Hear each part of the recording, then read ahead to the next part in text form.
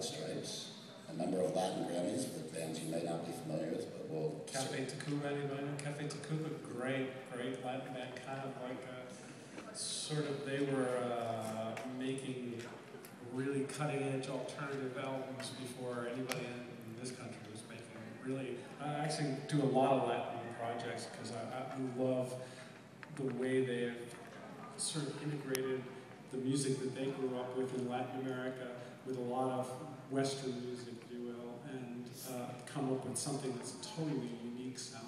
It's just so fascinating. I mean, to me, it's always like, the reason I do this is because you want to work with artists that really have their own sound and their own character, and that have invented, you know, like a great filmmaker or a great painter, that they've come up with their own language almost. So I really gravitate towards artists that do that have come up with their own unique sound, that the minute you hear them on the radio, they don't sound like anybody else. U2 and Beck don't sound like anybody but U2 and Beck. And, you know, that's to me the object of the game if you really want to make something long-lasting. And this year you will see an article very soon in Mix, and we'll talk about it in a minute, with Jason Mraz, and he just finished up the project coming out in March. Late March. And the one that I just found out about, Young the Giant, done a couple years ago. Great new band from Orange County, right from here. And it's interesting, they started their career doing a little independent album. They were called the Jakes at the time, and they found that there was another band called Jakes, so they had to change their name. And we did the album, it's almost 2 years ago now, and put it out through Warner Brothers, and thankfully the label believed in them and stuck it out, and have now had 2 #1 alternative tracks. They're just crossing over to pop. They've sold about 150,000 albums or so, and it's just the perseverance of the band being on the road and the label being into this.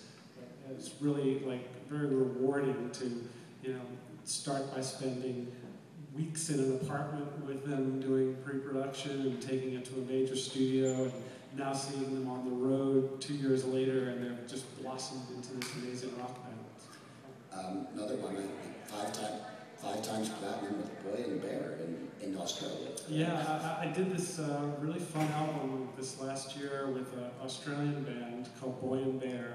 Their A&R guys sent me their demos. Boy, it's over a year now, and I instantly flipped out because they didn't sound like anybody.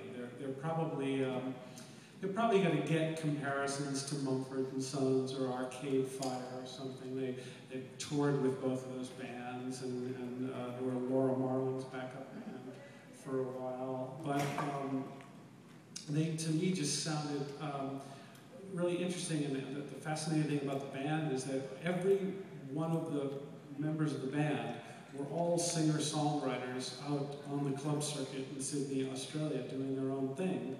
And they then all one night ended up on an open mic with Dave Hoskins, the main singer of the band, and went, holy shit, this guy's 20 times better than we are.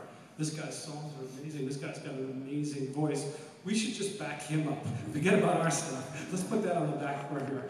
And they started a band behind Dave, and they really have this truly beautiful sound. It's very folk-based, but it's very cinematic at the same time. So the band decided that they wanted to get away from Australia. They wanted to dig in deep, do something different, kind of get away from the little studio that they had set up at home and try something new and unique. So they were coming to play South by Southwest.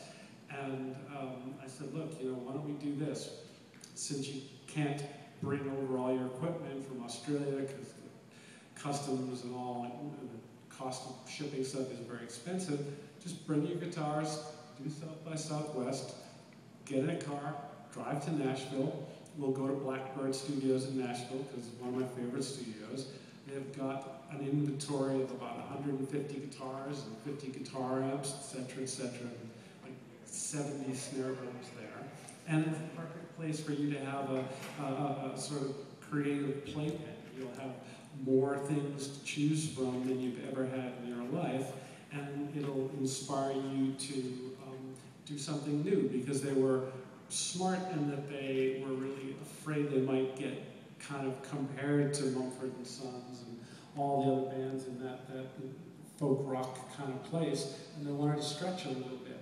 So I said, look, you know, one thing you're going to need are the tools to make that happen, because you've been playing all your stuff with acoustic instruments and smaller sounds. You need to kind of blow up the canvas, and so other instruments were really, really important for that. So that was good. Sure. And he's going to be back up at Sunset apparently Monday with the Winners. But a couple things we want to talk about. One, Joe works in some of the finest studios in the world, but Joe is not the Holden Denny studio. I would say that two things that strike me about you is you don't have your own sound. Try hard not to. You don't, and you start with the band, and the studio you pick based on what is right. I mean, to me, making records, it's all about the artist. You know, it's about trying to understand the artist and trying to bring out the best in the artist.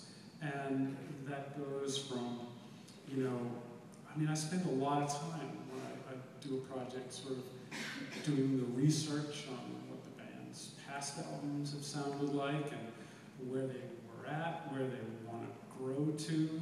I spend a lot of time choosing the material, working with the band outside the studio in a rehearsal room or garage or whatever it is, and sort of refining the songs.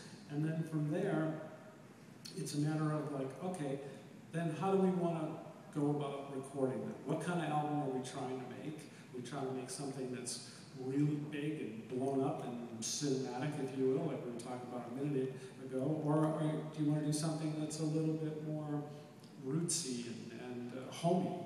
And maybe if you're doing the latter, you want to think about doing it in a studio that's really low key, or maybe you want to do it at home. I tend to really just try to cast the studio environment, whatever it is, by what the project is. Some years ago, I did a Chris Bode record, and Chris is an amazing jazz trumpet player. I don't know if you know him. Beautiful tone, incredible player.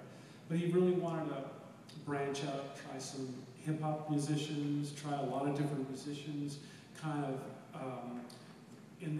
combine the writing stage of the record with the recording stage of the record.